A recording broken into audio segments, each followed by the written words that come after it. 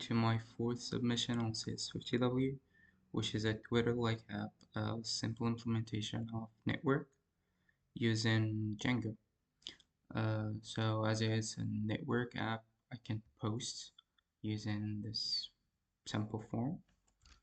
I can just say my post to and post it.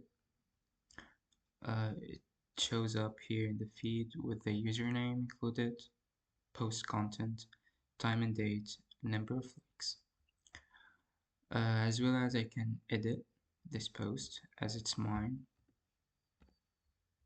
simply, and for sure I cannot edit other users' posts.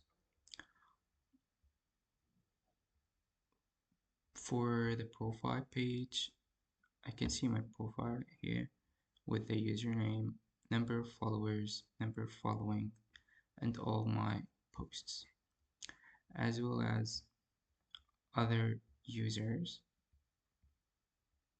I can see an additional button here to follow and unfollow. I'm already following David, so I can see his posts here in my following page. You can see all the posts here. And what else? Also with pagination included, you can move to pages, free, whatever. And also I can like and unlike a post for any user.